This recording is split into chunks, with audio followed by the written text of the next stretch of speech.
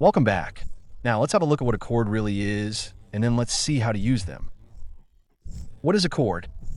A chord is simply a combination of 3 or more notes being played at the same time or at different times.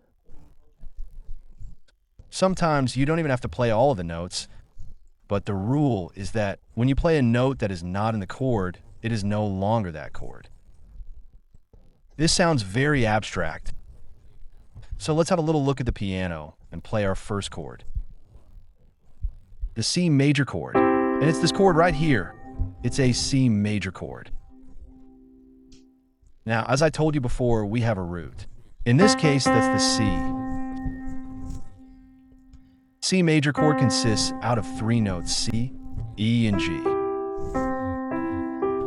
And I don't have to play them at the same time, so I can, and it's a C major chord.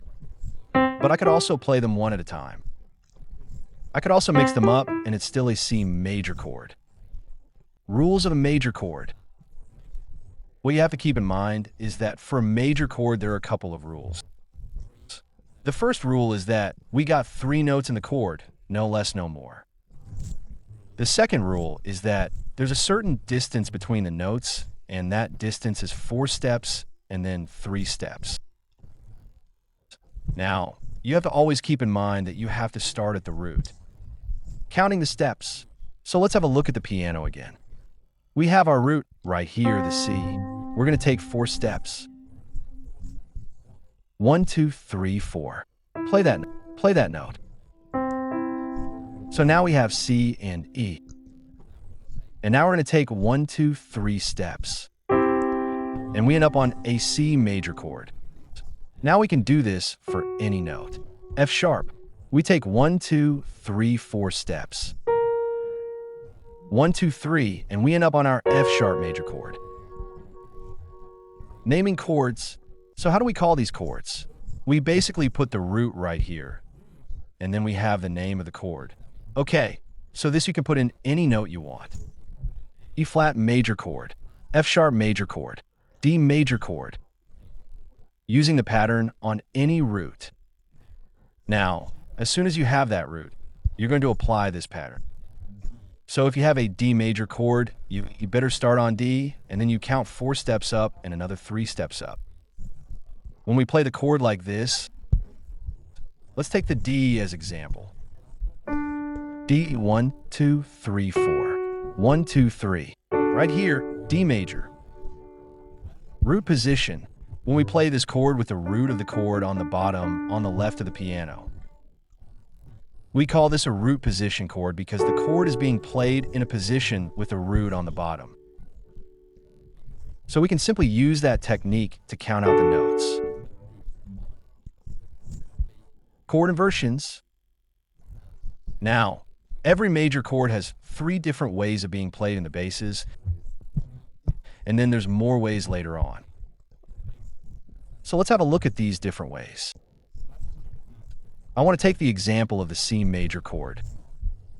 So we have C, which is the root at the left, and then we have the next note, the E, and then the G. Now, we can also simply continue this, and we put the C on the top. I will show you this on the piano later. And then we can continue this again. Now we have the C in the middle. Understanding inversions.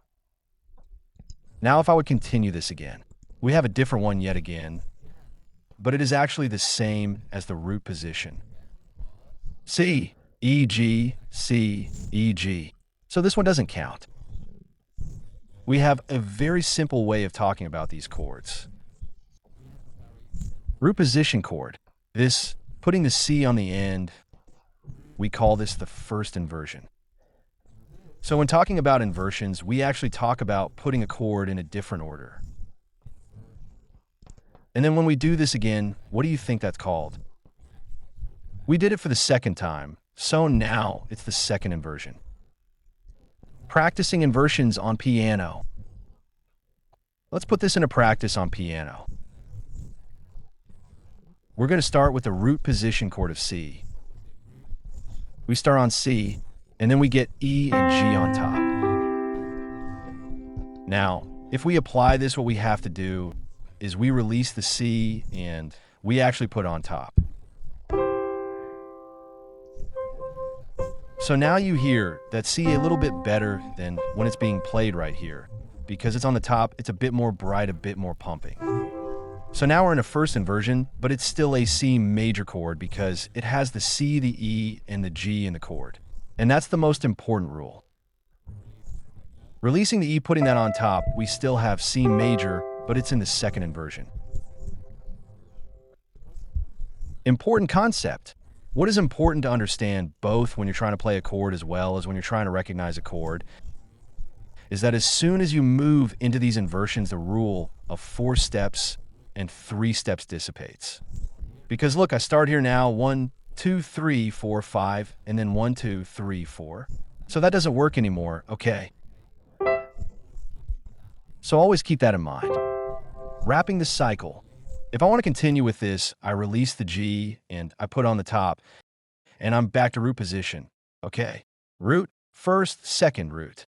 Closing question. Why would you want to do this? Well, let's see if we actually get to that in this 1-hour lesson.